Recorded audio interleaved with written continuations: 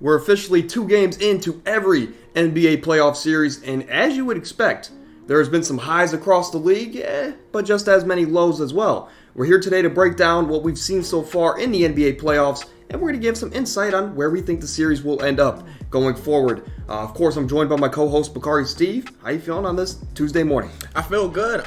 Like I said before, there's some exciting games going on in the playoffs. We're coming off some really good games, a slate of games yesterday.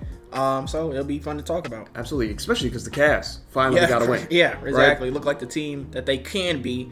Let's just hope, it can continue. Yeah. Right? But this is your early reminder to drop a like and just overall support us down below. Tell a friend to tell a friend. We're a podcast that's been very consistent for the last 6 months. So tell a friend. We're growing at a good rate, and we can't do that without you guys, right? So tell a friend, share it, like it, subscribe it, all that good stuff. Without further ado, we're going to get straight into our Tap Player of the Week. Of course, that's your segment. I'm going to let you take over. And then after that, we'll dive into these playoff series. Yeah, so the Player of the Week this week, it might come as a little bit of a surprise because his stats aren't eye-jumping, but it is Russell Westbrook. His impact in these first 2 games for a Los Angeles Clippers team that doesn't have their secondary star has been, he's played like a secondary star for this team. I do want to shout out like Jamal Murray, Anthony Edwards, Darius Garland. I'm sure I'm forgetting somebody. Derek White. Those guys have all been playing pretty good these first couple of playoff games. But I gave it to Russ. Like I said, his impact. He won Game 1 for Los Angeles Clippers on the defensive side of the ball when it mattered the most. And in Game 2, his effort and his energy didn't decrease either. And he had a better and more efficient offensive game that game as well, even though they lost. So. I expect Russ to keep his foot on the gas pedal this series, but yeah, I felt like he deserved some recognition this week for his impact, even if he struggled shooting or whatever the case may be. So, but Russell Westbrook, they fell short in Game 2, right? But and I wanted to throw this stat out there. I saw it, and I'm not the biggest stats guy, right? And I know that this type of stat can be skewed because there's help defense and all that, but on base level, we're going to take it for what it is. According to the NBA's matchup data, on 59 total possessions that Devin Booker, Chris Paul, and Kevin Durant were guarded by Russell Westbrook, they combined for only 6 points on 25% from the field. So you talked about that defense, you talked about that impact. That's what Russ is doing that is. I'm not going to say he's prime Russ, right? But he's turning back the clock, I think, in this series. Yeah, for sure. And plus, I love how you throw out the other players. Like, Russ is not your favorite of all time, but we're going to push that bias to a side, right? Yeah, right. But speaking of Russ and the Clippers and the Suns, we're going to dive straight into it. We're going to get into our first matchup here. Maybe the most, one of the most fun series to watch so far. We have the 4-seed Phoenix Suns and the Los Angeles Clippers. The Clippers, as you mentioned, are missing their secondary star, Paul George, most likely out for the entirety of the series. But Clippers won Game 1 in a shock. Phoenix, they were on the ropes in Game 2, but Devin Booker stepped up in that second half. They took Game 2. My question to you is, what are some of your likes and dislikes from this series? And I guess, how robotic does Kawhi have to be to win this series for the Clippers? Surprisingly enough, I don't think Kawhi has to really push himself over the edge and go into like a 2017-2018 LeBron playoff run. I think this Clippers team has all the makings to beat this Phoenix team with the depth they have. As crazy as it sounds, this Clippers team can lock in on defense and they can make shots when they're feeling it. But as far as Phoenix goes, we saw Kevin Durant and Devin Booker both lock in defensively Game 1, and they couldn't even get the job done. Game 2, it took, Devin Booker, I think, having 25 second half points and going out of his mind, scoring 40, with Kevin Durant, having 25. And you got 16 from Chris Paul and DeAndre Ayton for them to beat this Clippers team that really wasn't out of it until the very end. As for Phoenix, we know that their starters are going to have to score bulk of their points. I think the bench had single-digit points last game. And that's going to be a huge issue if this series lingers on for games and games, because you're not going to be able to take out your starters to get a breather. At least, they're going to need one at some point in the game. Phoenix, they're not shooting. I mean, unless it's Torrey Craig having legacy games every game, they're not really making a lot of threes. D-Book did step up from 3 last game, but I don't think that they'll be able to sustain that over the course of the series. And DeAndre Ayton has to be consistent enough that you can rely on him down in the paint. DeAndre Ayton, he'll have those games where he has like 14 and 15, and then he'll drop off for like 6 and 2, and he won't even be in foul trouble. He's just not aggressive. So, yeah, like I said, for the Clippers, they have a good enough depth around Kawhi. Kawhi is still, when he's in the playoffs, he hits a different form. So I expect him to hit his like 37 and 8 averages every game. Right. Russ, his impact, like I said, and Ty Lue is just a mastermind of kind of manipulating the game in an easy way for a Clippers team that doesn't have their secondary star. So right, no, you touched on pretty much everything for this series, right? I mean, the Suns, they've been right there, right? And I mean, like the Suns, I would say they've underperformed, for at least like how much star power they do have. But it's always fun to watch Kawhi these playoff matchups against LeBron or against the Stephs or Giannis's or KD's, the best players in the world. It's like Kawhi a couple years ago, 2019, after that title run, people were saying this is the best basketball player in the world. There was no questions about it. Yeah. But now it's like, with the load management and the 2 knee injuries that he did have, people have kind of started to underrate Kawhi Leonard. And to me, it's always fun to watch him because it's when he gets in these playoff matchups, he always tries to prove something. He's trying to prove something to the world because he's not the most vocal. He's not out there on social media. But he's like, on the court, I'm going to show you guys why I am still the best player in the world. Do I believe he is? No, but Kawhi is definitely making a good case for that with how he's played in these 2 games. But you touched on it. We touched on it with the player of the week, Westbrook. He's right there having a great series so far, right? Maybe a bit more efficient from Russ shooting the ball, but we don't expect that from him. It's just, to me, this series, Ty Lue is also a great coach. But to me, this series, it sucks for me as a fan because with the Clippers missing Paul George, coming into the season, I had this Clippers team as a finals team. Right. I had them going to the finals and losing to the Bucks, right? But throughout the season, me and you, we never swayed away. We even before PG got hurt, we were saying this Clippers team is going to go to the finals. Yeah. In the Western Conference. And now with another year where they might get eliminated without their team at full strength, it sucks because they're going to come back with the same team, change a couple of depth pieces around, and this might just happen again next year. This team can never get healthy at the right time, and it just sucks. It sucks to see that 2 players that wanted to team up, and they were exciting. I mean, they went from villains, I will say. When they first teamed up, I think that first year, unless you were a Clippers fan, the rest of the league, we kind of looked at them as villains. Now they're kind of a team where people want to see succeed. Yeah. And, of course, it also helps when Dylan Brooks is solely making that Grizzlies team the most hated team in the league. But this Clippers team, it just sucks they're not at full strength, especially against a star-studded team like the Phoenix Suns. Yeah. The Suns just need to attempt more threes, in my opinion. I understand the beauty of the mid-range, but we got to step out just a couple more feet, and we're blowing teams out the water. Yeah. Any last thoughts on this series as we move forward? Do you think the Clippers have a chance in this series after Game 2? I do. Like I said, I do think they have a chance because through everything that Phoenix did right in Game 2, like I said, the Clippers were down. They are still down at like 6 points with a minute left. It took a few more dagger shots from Chris Paul in that little mid-range area, out of all people, to really put the game away. And a lot of the shooters on the Clippers struggled that game too. Eric Gordon started off the game hitting like 2 threes, and then he went 4 of 12 the rest of the game. Zubac and Plumlee, they didn't really have the best game on the interior. I think when the Clippers go back home, they know that they did their job by taking one in Phoenix. They got the hardest part out of the way. I think that they'll be able to protect home court, or at least, I don't see them dropping both games at home. So I do think the Clippers have a chance. Obviously, it's hard to bet against Kevin Durant and Devin Booker, 2 of the best shot creators in the game right now. Like I said, my issue just comes from, can we get a consistent Chris Paul? Can we get a consistent Ayton? And what are we going to do with the bench? So yeah, we just need 1 or 2 pieces for that Suns team to step up. Yeah. But moving over to the 4-5 matchup in the Eastern Conference, as Cavs fan, this is probably going to be the most passionate part of this podcast, right?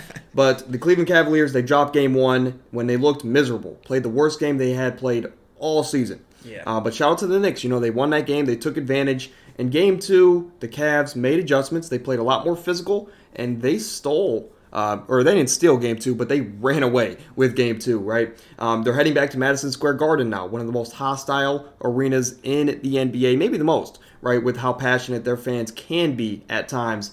But for the Cavs, I mean, it's hard not to like what we've seen from Darius Garland this series. There was questions about his aggressiveness maybe early on in the series, Game 1, right? But Game 2, he flipped the switch, and the biggest thing to me as a Cavs fan in this series is Donovan Mitchell only had 9 or so points until, like, I want to say when the game was already put away. And he just started to get his shots up at the end of the game, ended with 17 or 18 or so. 11 assists or something crazy, too. Right. I mean, he played, he didn't have to score the ball for this Cavs team to win, and that, for me, was a question. Does Donovan Mitchell have to score 30 to 35 for us to have a chance? And we can see that, no, it doesn't have to be that way. But I will say, we do have some questions here. As a Cavs fan, I not the biggest fan of JB Bickerstaff, right, and his rotations and what he decides to do all the time on the basketball court. But he did give Danny Green some minutes, and I think we got good production out of Danny Green here in the better than Dean Wade, that's for sure. Better than Dean Wade. It's hard not to be, right? But there's still questions about this team to depth. Who's going to be that fifth player to step up? 5 through 12 is really a question for the Cavs, but to me, I think we just need one of them to step up. Yeah, I completely agree with you on that on the Cavs side. I think I was telling you yesterday or so, the team might actually be better when Darius Garland is a more aggressive one than Donovan Mitchell, because Donovan Mitchell, like I was saying, he can go get you 40 to 45. He'll go get you those 8 boards. He'll go get you those 3 assists, and he'll go hit those shots. But Darius Garland, him being aggressive is a different stat line. His being aggressive is the 32 and 12, or the 30 and 13 that we see from him on good efficiency. And when he's getting those assists, when he's getting everybody else involved, you got guys like Karis LeVert, like last game, steps up and has 24 points in 40 minutes, I think. And I like the fact that JB, he didn't go back to Isaac Okoro after he got in those 2 early fouls. He didn't put Isaac back in the game for any nonsense. He left the guys out there that were making an impact, and that's what we need from this Cavs team. And, I mean, it's crazy because in that game 1, yeah, we lost. Yeah, we played a terrible game. We were still right there from winning. Like, we still almost beat this Knicks team playing our worst game of the season. That means on the Knicks side, they don't have Julius Randle and RJ Barrett. That's like I don't even know what to call that. That's like a brick city. That's a brick wall right there. We have definitely found the way how to beat this team. We have the formula now. Exactly. And Julius Randle, we know the fact that I wanted Julius Randle to play this series just because I know Julius Randle is going to have the ball in his hands a lot of the time, and he's going to shoot a lot of shots. Will he make them? He's either here or there, but he won't pass the ball. And if he does pass it, it's a turnover. RJ Barrett, I actually didn't expect RJ Barrett to be this bad, but it just helps. It just helps us. He has his playoff struggles. Now, Jalen Brunson has looked like the second coming of Michael Jordan at times with the mid-range shots, but this last game I thought we did a really good job. And Tom Thibodeau, his rotations, He took out all his starters about midway through the third quarter just to put them back in midway through the fourth quarter when we were up about almost 30 points. Obviously we saw Jared Allen foul Julius Randle, and now Knicks fans are threatening Jared Allen, but everybody knows it was a basketball play. Did it need to be done with, up 23? Right. I mean, we can argue about that, but, this Knicks team, they are definitely beatable. I think that, the Cavs are just kind of surprised in that first game. I think from this point going forward, it should be a very competitive series on the Cavs side. They won't make the same mistakes that they made in that game 1. So. Yeah, absolutely. And I mean, another positive for the Knicks here is, we're talking about likes and dislikes. They are forcing a lot of turnovers, and that's a dislike here for us, also for the Cavaliers, as the Knicks are generating 12.5 steals a game over these 2 games here. And that's a lot. And I looked at by per team basis for everybody that's in the playoffs. That's the most by a wide margin, right? So the Cavs need to take better care of the ball, right? But this Knicks team, they are playing, I guess, aggressive defense, and they're getting after the ball. They're getting those loose balls that we aren't always getting as a Cavaliers fan, right? But you touched on it with Classic Tibbs, almost got his star player hurt. I'm not sure if he's even their best player anymore, as Jalen Brunson really took a big step up, maybe even 2 steps up this season. I will say, though, for the Knicks, I mean, it's fun watching them, but it's also hard watching them. Because as a Cavs fan, this Knicks team has the worst shooting percentage from just the field goal, just overall, as well as the 3-point line in the entire playoffs, right? And that's including the Timberwolves team that struggles to put up 100 points a night. This Knicks team is shooting terrible from the field. We have found that as long as we can force Jalen Brunson, Julius Randle, and RJ Barrett to the right hand, we can stop them. And we saw that in this last game. I'm sure they're going to come out with some type of adjustment. But I think we have found the formula to gentlemen sweep this team. As crazy as that sounds, 3 games away, right? But I think this Cavs team, as long as JB Bickerstaff can coach at least as well as he did last game, Yeah. we should be able to wrap up the series quicker than I think most people would imagine. Yeah, I completely agree with you because I don't think that a team that you're looking to take 7 games, I don't think that you barely lose to them in game 1 and then blow them out by 20. It's happened before, but I don't believe that this, like you said, this Knicks team and their shooting percentages, they're true right there. Right. We know Julius Randle isn't going to make a lot of shots. We know RJ Barrett isn't going to make a lot of shots. Emmanuel quickly has been struggling. Their bench has been struggling. Josh Hart is hurt. This Knicks team, when you look at it, if Jalen Brunson isn't making the shots, who are going to? I mean, I was campaigning for them to at least try and put in Derrick Rose. He's been there before. He's been in the playoffs. He can create his own shot. But Tom Thibodeau isn't going to do that. And like I said, as long as Darius Garland can stay aggressive, if we can get more production from our bigs too, because that's the thing that's been lacking these first 2 games, and we're tied. If we can get more production from Evan Mobley on offense and Jared Allen on offense, we're set to go because those guys, they haven't even really been as involved as they're used to being during the regular season. So especially because they're bigs, and when the game slows down, you're going to need these bigs to get those offensive boards. And I mean, if they can get those offensive boards, anything can happen. They can end up with 20 and 10, right? Right. But moving over to maybe the most controversial series in the playoffs, without a doubt, probably, right? Sacramento and the Kings, or Sacramento Kings and the Golden State Warriors. There's not 2 separate teams there, but the Kings, they won Game 1 and they won Game 2 as well. In the end of Game 2, we have to talk about it. Draymond Green, he decided that he's going to take matters into his own hands. He's sick of Domantas Sabonis having an impact on the game, and Draymond, it was both Domantas Sabonis' fault as well as Draymond's, but Draymond did step on Domantas Sabonis late in that game, and he is now suspended for Game 3, and the Warriors are down 0-2.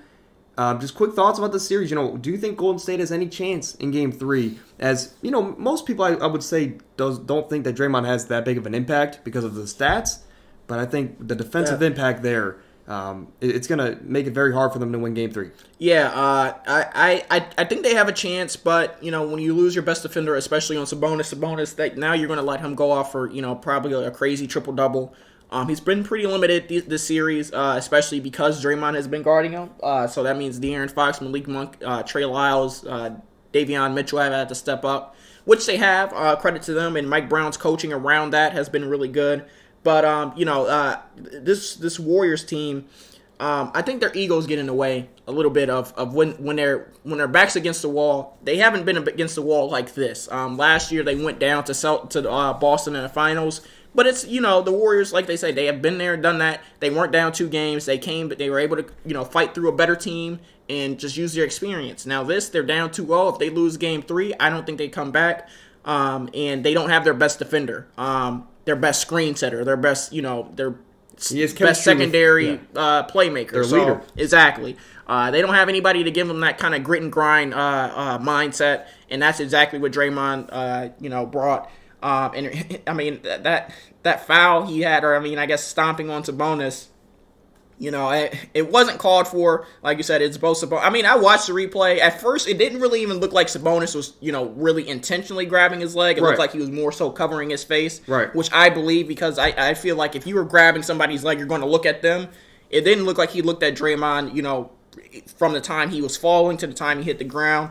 And if you remember at the end of Game 1, Draymond fell on Sabonis and didn't let him get up for that final possession, which left Andrew Wiggins wide open in that corner, even though he missed. So obviously, we know the antics Draymond does, and I didn't think he would get suspended, but he did, and I'm not necessarily distraught about it. He knew what he was doing. So I think it comes down to the greatness of Steph and Klay in this game. Jordan Poole has been a real non-factor. Andrew Wiggins had to have a better game too, but can he step up again, and can they get some type of production other than those 3? I don't know if I see it happening. I think Sacramento will have better production from their team than Golden State will have from the rest of their, 4 through 15. So yeah, this Sacramento Kings team, as you mentioned, Mike Brown's coached an amazing series, and this team's really proven that their regular season run was not a fluke. Mm-hmm. There were some teams like the Clippers and the Mavericks before they dramatically fell out. But the Lakers, the Golden State Warriors, these teams were trying to match up with this Kings team. They were trying to fall in the rankings to match up with this inexperienced Kings team and take advantage of them, right? But this Kings team has done nothing but step up. They've showed up and showed out, and that's why they're up 2-0. Now they get a chance to go into Golden State in one of the most hostile arenas, I will say that, against a championship-driven team and championship. I guess the Warriors have a lot of experience, right? And that's what I'm saying. But this Kings team is going to Golden State up 2-0 with no Draymond Green. Is Kevon Looney going to be able to step up like he was a couple last year in the finals, right? Is he going to be able to step up and at least slow down Domantas Sabonis? That's going to be something interesting. I mean, is Domantas even going to be ready to play with his injury? Yeah. But I think he will suit up. Even if it's just if it's a half Sabonis game, I think that's still better than the production you're getting from Kevon Looney. So the Sacramento Kings team, I mean, I will say something bad about them is that they're shooting terrible.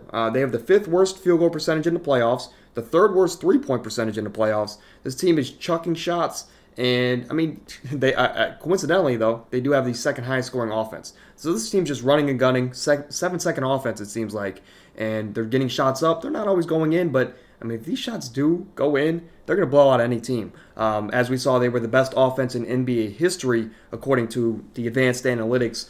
But Golden State, a positive for me is that they're heading home. For them, that they've been an amazing home team this year, terrible on the road, but they're heading home. I think everything that could have gone wrong in this series has gone wrong so far. So I think the worst is behind them, and that includes maybe even getting eliminated from the playoffs. But they're making history also. A dislike for me is that this is the first time in the Splash Bros era. So going back to what, 2013? 2007. 2013? They said this is if you're talking about the 0-2, this is the first time since 2007. Oh wow, yeah. They said that I didn't know that, but they said that in the Splash Bros era, with Steph Curry and Klay Thompson, this is the first time they've been down 0-2 in any series. So they're making history in the wrong way there. Like you mentioned, their egos are getting in the way. And I just have a question for you. Is this run? Let's say the Warriors win game 3, right? Let's say they win game 3. They're at home game 4, trying to tie up the series with Draymond back. Do you think they have any chance in this series? Do you think if they lose this series, is this Warriors run finally over? Is this dynasty finally over? And if that's the case, if you believe this dynasty is finally fallen, what do you think the next 5 years look for them? How do they look for the Warriors? They're not going to trade Steph. They're not going to trade Klay. That's right. That's crazy. But do you think they just ride it out with? Do you think they have a chance to compete the next 5 years, basically? If as crazy as it sounds, this dynasty was close to being over last year in the finals. Boston had the blueprint to beat Golden State. They just couldn't stick true to it, and bad play from their best player in Jason Tatum is what ultimately lost them the series. And then we are able to see Steph's greatness those last 2 games. This year, obviously, you want to say, oh, this year is a fluke, but we have a whole 82 games to look at and say this is not a fluke. Yes, Steph has been in and out of the lineup early in the season with some injuries, but think about it. This is probably the first playoff series that. And credit Mike Brown for this. He has not changed the Sacramento Kings game plan at all. He has let them play how they did in the regular season, and that was something, I think a lot of people had questions about, like, oh, the Kings will have to slow down in the playoffs. How will they play? Mike Brown has let them play that same exact way, and I think this has caught the Warriors off guard because this is probably the first team in that Splash Bros era, that has not changed their style of play to kind of counter Steph and Klay. So if the Warriors do lose the series, I think they stay a playoff team. I think they stay pretty competitive. I don't think that they have the makings to go and get another star. All their money is in Steph and Klay and Andrew Wiggins. I don't think you're going to get Andrew Wiggins for anything, great in return as far as another star player. They signed Jordan Poole to that extension. Jordan Poole hasn't been good. Kuminga and Moses Moody. Kuminga is good in his own right. Moses Moody is good in his own right. But, I think those guys, they were expecting those guys to kind of be all-star level players by year 3 or 4. And I don't think that that'll happen. So this Warriors team is probably going to be stuck in that, okay to good team. I don't think that they'll be, championship contenders with these younger teams like Sacramento and all of that being, on the rise. Yeah, exactly. Even Memphis. So it's this is probably the outlook of this is probably going to be the last team you're like, the last time they're going to be a 16, and you're like, oh, they can win a championship. Right.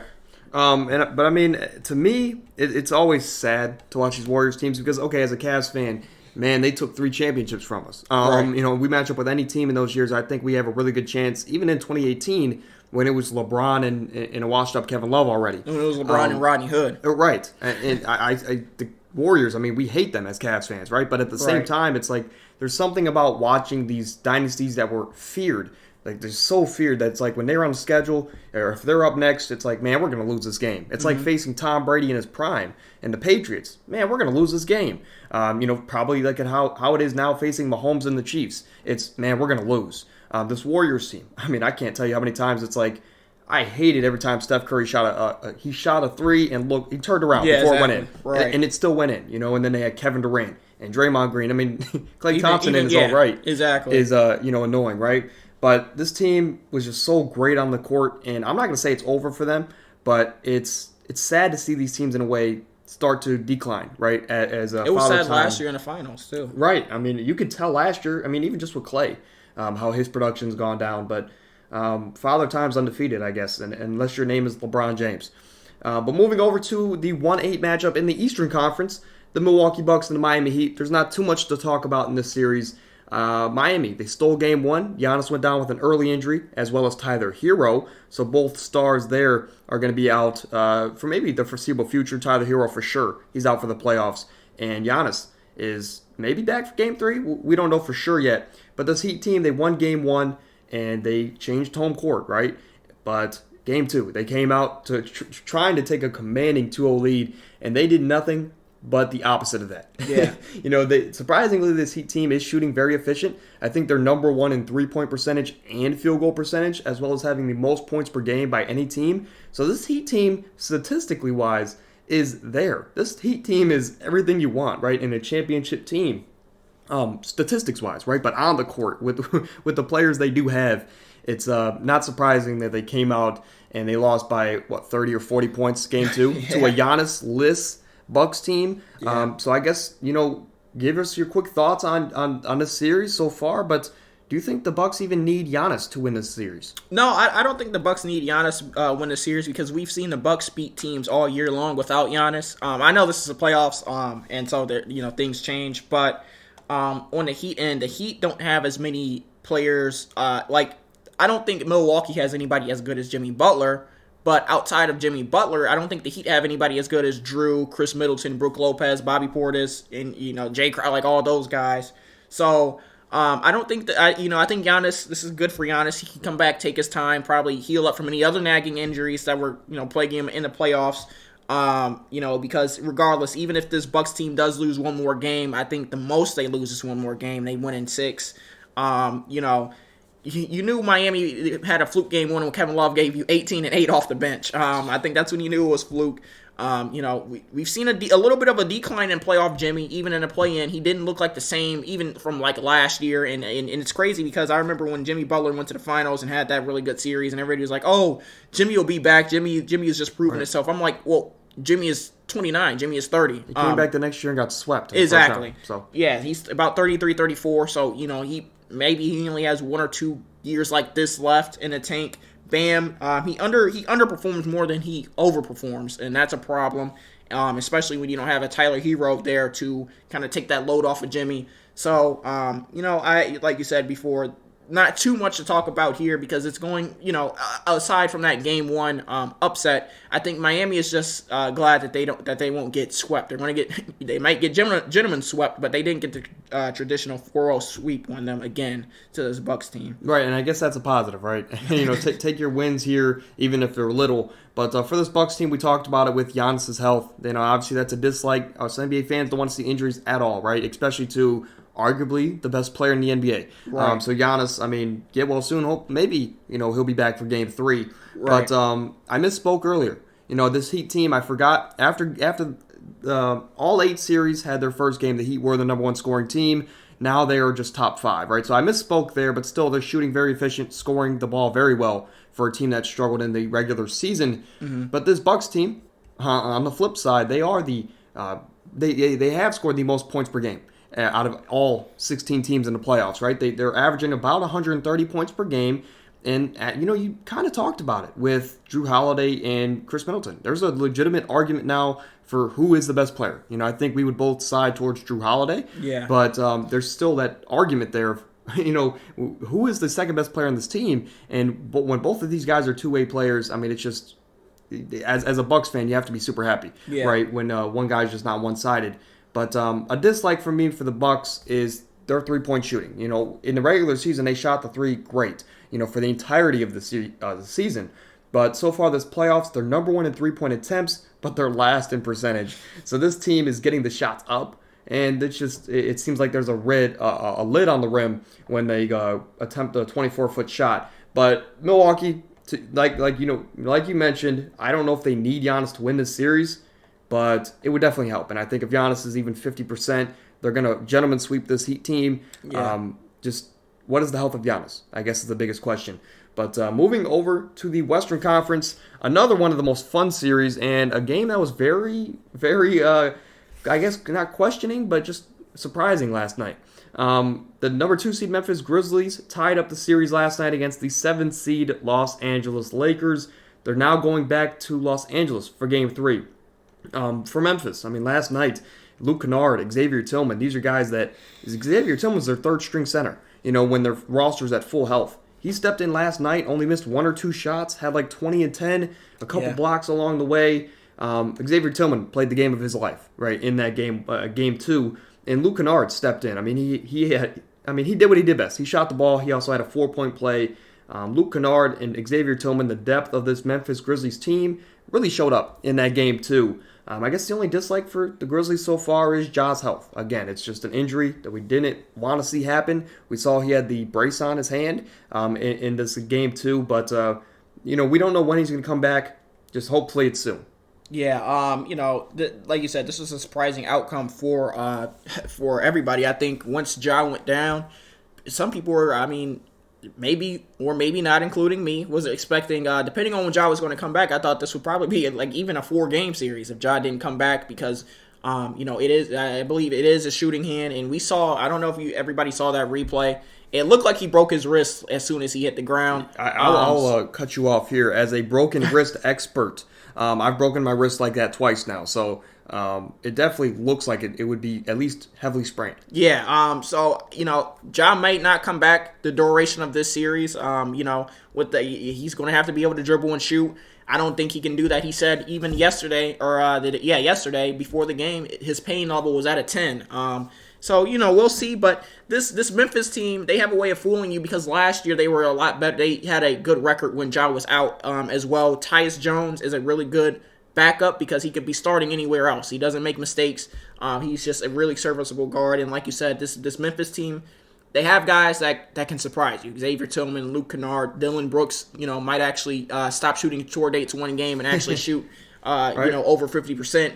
On the Lakers side, AD has to be more. AD has to have the same level of aggression every game. He can't just have a good game 1, then look like a below average center in game 2, and then look like the greatest center to ever touch a court in game 3. It's got to be every game. I like the production from guys like Rui Hachimura. Even though Austin Reeves didn't have the same game 2 that he had in game 1, he still gave you 12 off the bench and some playmaking there. I think we're waiting. I think everybody's waiting for Bron to have that kind of explosive signature game, which might be next one. Yeah, exactly. Which might be next one. They're going to be playing their first home game in LA with fans on the court. I don't know when. They played after the bubble. Yeah, against the Suns. Yeah, I don't think fans were allowed to go though in LA. So might have been limited. Yeah. So packed house. I know they're going to be flowing with adrenaline. Negative. D'Angelo Russell. D'Angelo Russell couldn't throw a ball in the ocean. And this has been happening. I remember when the Nets played Brooklyn. Years ago. Was there. He had a really good game 1, and he disappeared the rest of the series. And those were some competitive games that the Nets were in. D'Lo just disappeared, and so that kind of eliminated the Nets' chances, even if they didn't have any. We're going to have to see if D'Angelo Russell can pick up his production. The Lakers 3-point shooting, it's not good. They chuck up. I don't know, especially towards the end of the game, last game, they were chucking up a lot of threes. Yes. D'Lo, they had one possession I think where they had 4 shots, and I think D'Lo shot a 3. Bron shot a 3, D'Lo shot another 3, and I think AD shot a 3. And I was like, what? And they all, like, they were bricks. They were bad. They were hitting the side of the backboard. So I think this Lakers team, they need to take what they can get on the inside, because if Anthony Davis is aggressive, if LeBron is aggressive, if you continue getting production out of Rui and Austin Reeves, you can dominate in the paint, because Jaren Jackson Jr. can only guard one person at a time. He can only be on the court, however long at a time. So if you can just dominate the paint, they have a good chance of winning. I think whoever wins this Game 3 in LA, I want to say 2 days from now, is going to be the winner of this series. I think the Lakers, they need this game because, well, you are an older team. LeBron likes to coast, and he needs his rest. You need to win this game or this series as soon as humanly possible, right? Yeah. And that's in 4 games. And you got to expect Ja to come back in 2 or 3 games here, maybe even next game, right? But whenever Ja does come back, it should not change the aggression from AD. AD, like you mentioned, he likes to take quarters off, games off, weeks off. You have to be the same AD from quarter 1 to quarter 4, and that is dominant top 3 big in the league, Anthony Davis, right? And that's including the Giannis of the world, the Joel and the Jokic. We know Anthony Davis can be that level of player. A couple of years ago, we were talking about, man, it's going to be an argument. Who's better, Giannis or AD? Now it's, man, I'm taking 4 or 5, maybe even 6 bigs over AD, right? Data Davis, he got hit in the eye there in the middle of that game against on the jump ball against Desmond Bane, but we just need AD to be healthy and dominant and just do that for a series. And people are going to look at you in a completely different light, and he's not going to get hate 24/7 like he does almost every day, right? Yeah. But like you mentioned, D'Lo's struggling. The Lakers can't hit a 3, right? That would desperately help, unless your name's Rui Hachimura, like you talked about, and he's there's a stat that came out. Rui Hachimura is the first Laker since Magic Johnson to score 25 points off the bench in a playoff game. So Rui Hachimura, first to score back-to-back 20-point games since Magic too. Right, I didn't know that, but game 1, Rui had a great game, and I thought it was a bit of a fluke, right, to have 28 points like that. But Dillon Brooks came out and he said, Rui can't do that again. He played the game of his life. Rui came out and did it again. He had 25 plus, and Rui's been their only great bench piece in this series, it seems like. But because Austin Reeves decided to not show up to game 2. But Rui Hachimura, he's been that consistent bench piece for them, right? And they must have left Austin Reeves in L.A. Must have, right? Because he was indeed not him. But LeBron, Dillon Brooks came out in the post-game interview after game 2. He said that, I don't care about LeBron. He's old. I would have loved to lock up Miami Heat or Cleveland Cavalier Bron. First off, that you got to get him on some type of meds, because his delusion levels are through the roof. I can appreciate the I guess want to do that, I guess competitiveness, right? But he can't stay in front of a 38-year-old LeBron in LA. Yeah, he's not sticking in front of a 28-year-old LeBron who's jumping from the free throw line. But he came out and he was saying that LeBron's old. I'm not going to care about him. I'm not going to respect him until he drops 40. I think if there was a game for LeBron to go crazy, it's going to be game 3. Yeah. I agree with you. The thing about Bron, though, he knows what it takes to win. So unless he has to drop 40, I don't say he will. Unless it's just there for the taking, they're up big, and he's like, you know what, I might as well go ahead and get up a few extra shots. But, LeBron, if he's been able to avoid Skip Bayless all these years, he can avoid 1 year of Dillon Brooks' maniac statements. LeBron's been there, done that. He knows how to keep his composure, and that's the good thing about it. That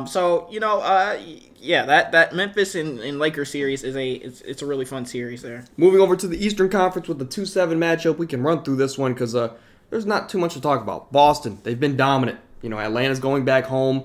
Boston, they've played elite defense.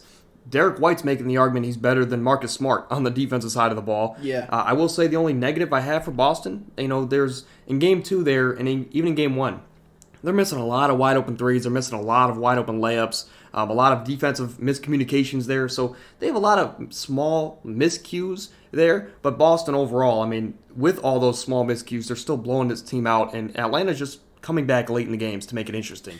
Yeah. But Atlanta, to me, the positives to me are Bogdan Bogdanovic and DeJounte Murray. Bogdan Bogdanovic I think he made the second most threes in the NBA season, behind only Trae Young. But Bogdan's been amazing for them in 2 games here. And DeJounte's stepped up, and they really went away from him in game 2. And it really, after they started going away from DeJounte Murray, the whole momentum of this offense stopped. Coincidentally, the biggest negative here is the reason why that momentum stopped, because he stepped back. He stepped back on the court. Of course, his name is Trae Young.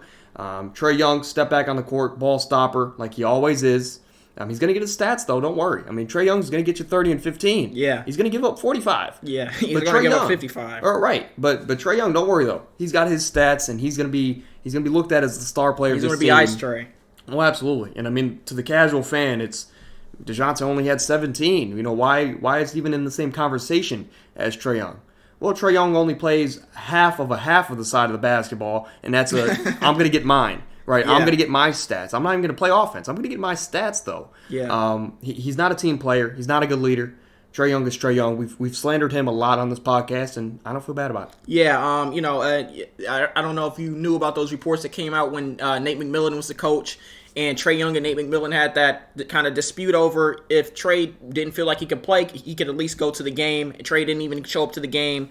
And I guess they said everybody in the locker room sided with Nate McMillan. And then we all know what happened. Trae Young gets Nate McMillan fired. I think there's a lot of bad blood in that locker room towards Trae Young. Like you said, he's 6 foot at most. He doesn't play defense. He gets those assists where it's like, he's not moving the ball. He gets right. Those, like everybody said, Russ stat pads. Russ got better assists than Trae Young. Trae Young will get his assist, 2 seconds left on the shot clock, pass it to the corner. Oh, my guy made the shot. I got an assist for that.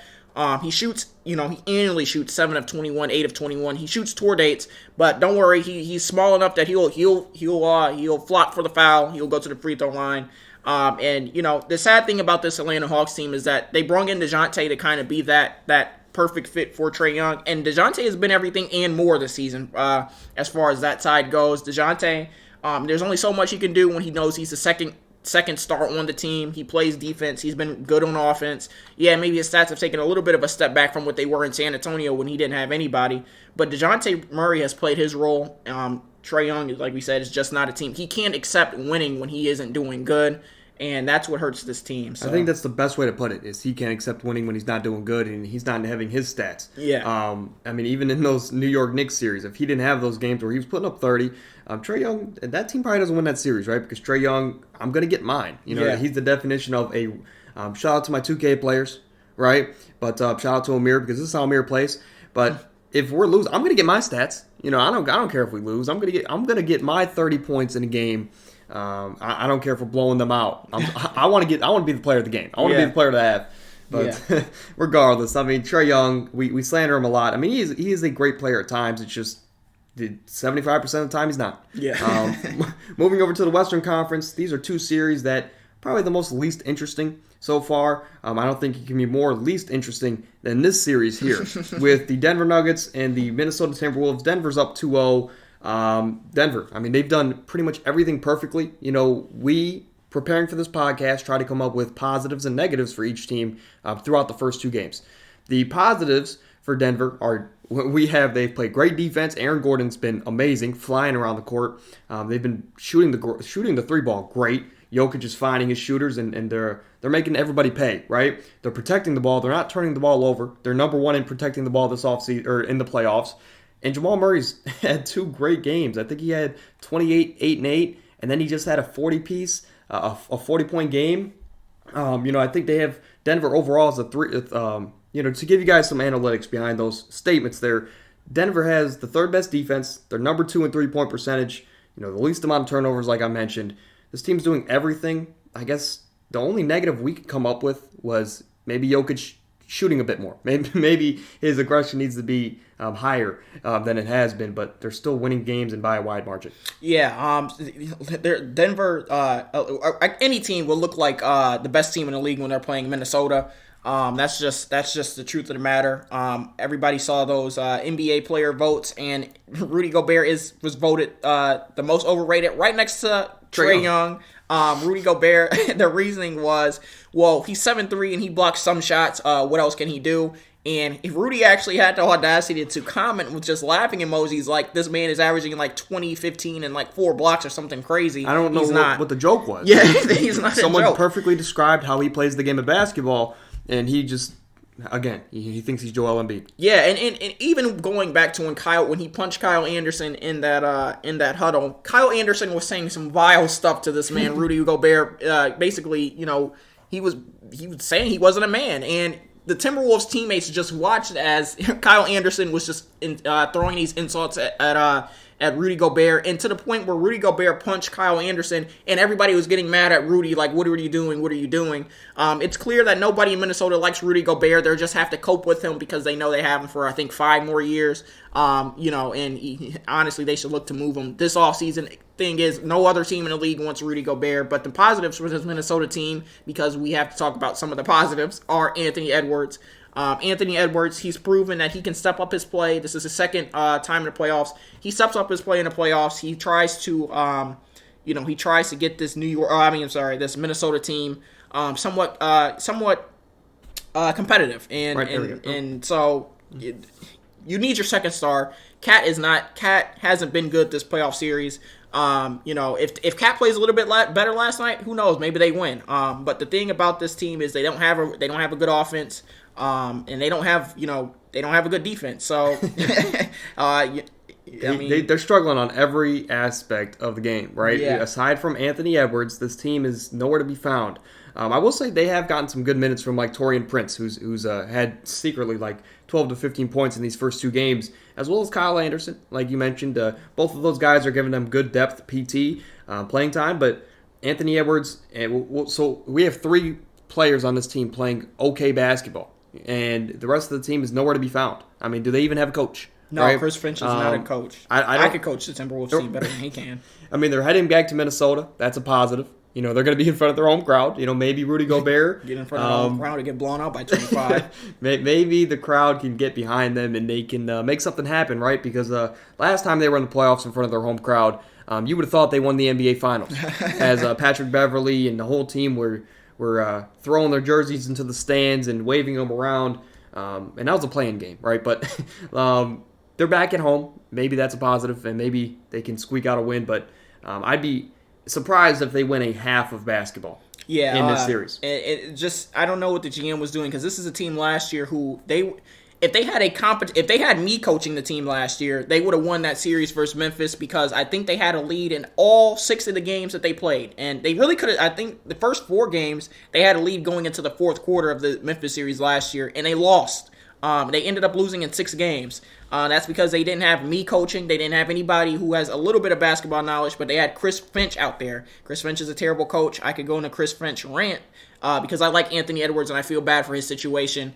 But, this game came on last night. I immediately turned it off. Even when I got the alert that the game was close and it was tied up, I decided not to turn it back on, because I was like, you know what? I'm going to turn it back on to watch some of the worst basketball being played by Minnesota, and they're just lucky to be there. We're going to have to put together an all-rant team. I'm thinking about that. It might have to be some TikTok exclusive content or some Instagram content, but Trae Young, Rudy Gobert, Chris Finch are definitely going to be at the top of that list. The Houston Rockets organization. Yeah, the Houston Rockets, aside from Jabari Smith. Yeah. But moving over to the last matchup, maybe the least interesting, right, to talk about, but the 3 seed Philadelphia 76ers are playing the Brooklyn Nets, and it's 2-0 Philly. They've took care of business. Brooklyn put up a bit of a fight here in Game 2, but Philly came all the way back, and they won in a game that nobody scored 100 points. So it was a really grinded-out game. Joel MVP, right? He's played to that level, and I think he's finally going to get a playoff series win, right, at least in a while. But this Philly defense, they've had the number 1 defense so far in this postseason. They've gotten to the free throw line, as we know they can, and they have the best free throw percentage in the NBA playoffs right now. So they're getting to the free throw line, they're making their free throws, they're playing great defense, and when you have your MVP playing at that level, it's going to be hard to beat, going forward. But I will say that in these 2 games, at least for me, I think the blueprint is out to how to beat this Sixers team, and it's make James Harden have a vintage performance. We're gonna take Embiid away from the game. We're going to double team them, do whatever we have to do, and then let the team beat us. So, and to me, especially as when we talk about the top teams in the East, like the Bucks or the Celtics, who they have to play in the second round, if you're the Celtics, let Embiid or take Embiid away from the game. Let Tyrese Maxey beat you. Let Tobias Harris and James Harden put together 4 games of great basketball all together at the same time. I just don't see it happening. Yeah, I agree with you. The thing about the series is Joel Embiid is playing basketball that equates to wins in the playoffs. When he gets in those double teams, he's not looking to try to move through it or force up shots. He's looking to get other people involved. He'll know he'll get his at some point, and he does take advantage of those. But he's trying to keep the team engaged. Like you said, the Nets' game plan is to make James Harden work, and they are doing a really good job of that.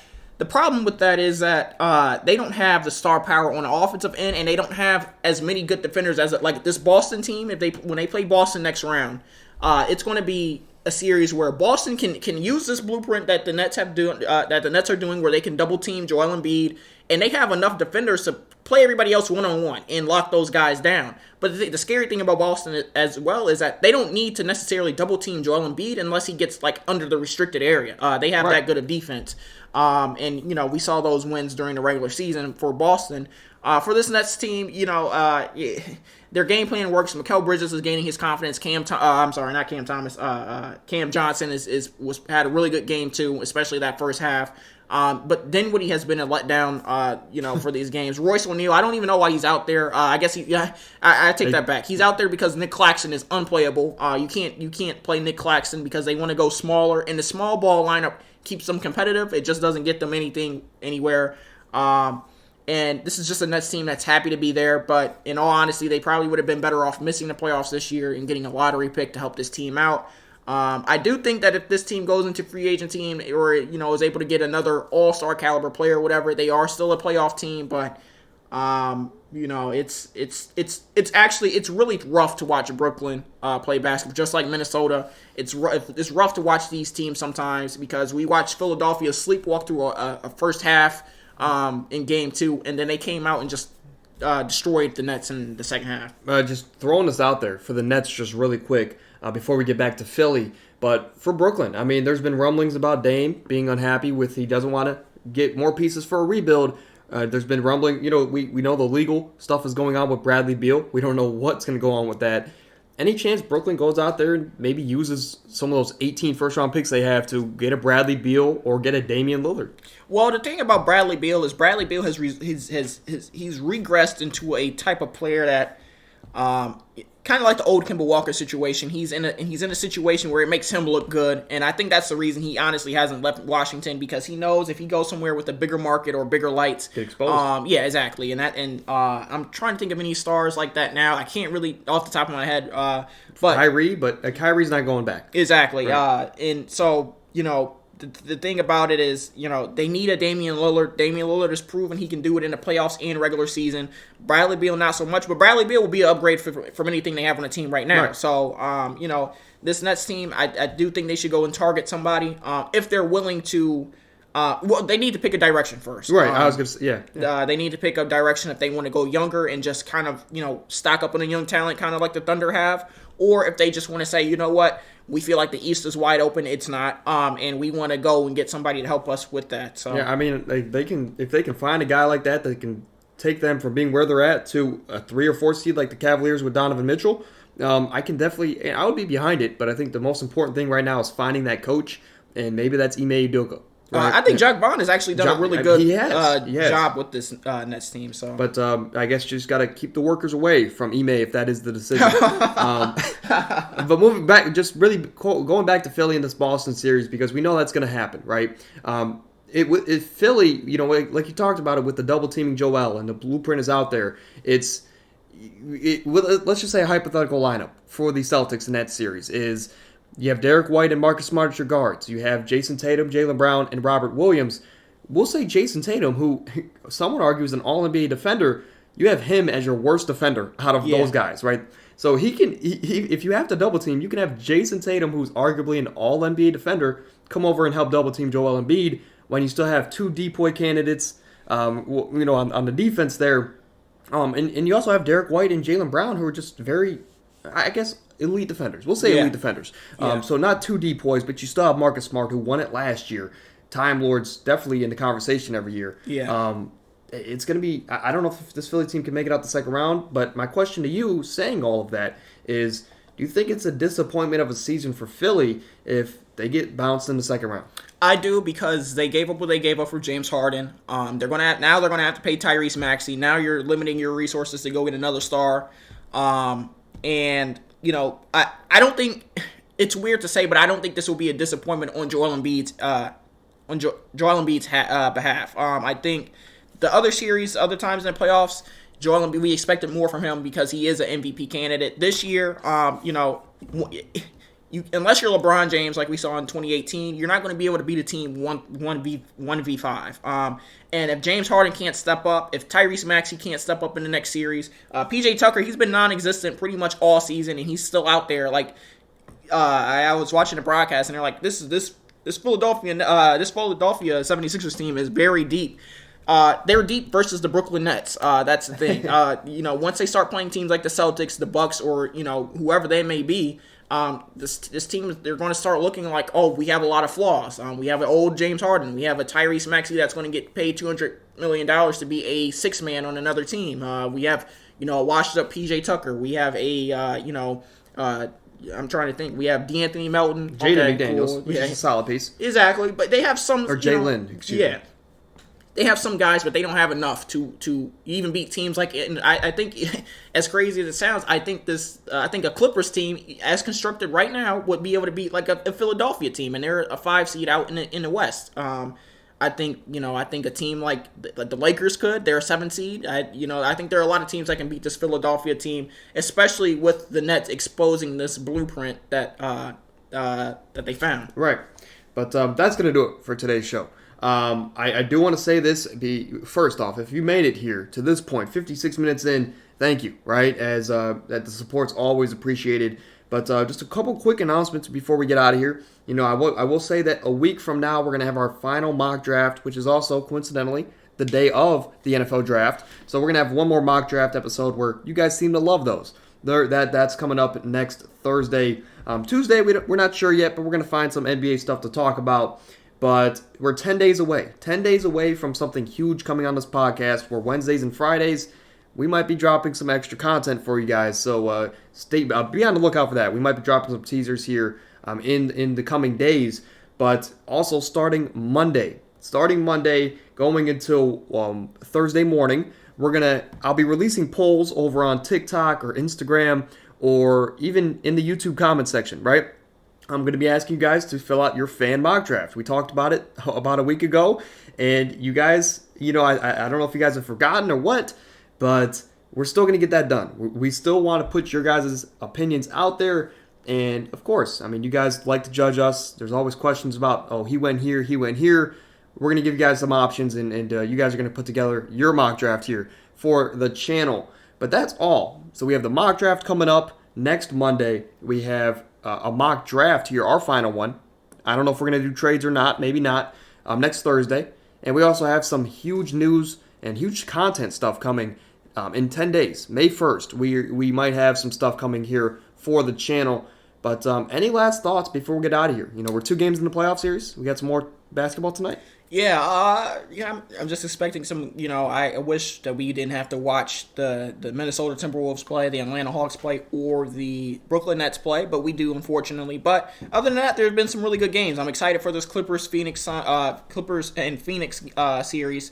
I can't wait till Friday so we can watch the Cavs play again in New York because Jared Allen is enemy number 1. I don't know if everybody is on Twitter or not, but basically Knicks fans, Knicks pages are basically throwing all of Jared Allen's socials out there saying attack and everything like that. So it should be a fun one in New York. And yeah, it's a lot of fun basketball on the way, right? As a week from now, we're going to be talking about 2 or 3 teams that are already in the second round. Yeah. But until next Tuesday, as it was another great week in the books. Thank you guys for the support all the week. Tell a friend to tell a friend, because we're growing at a great pace, and we can't do that without you guys, right? So if you enjoy what you're listening to, first off, support us, and then share the podcast. And maybe we'll get some more support along the way. But until Tuesday, stay happy, stay healthy. We're out.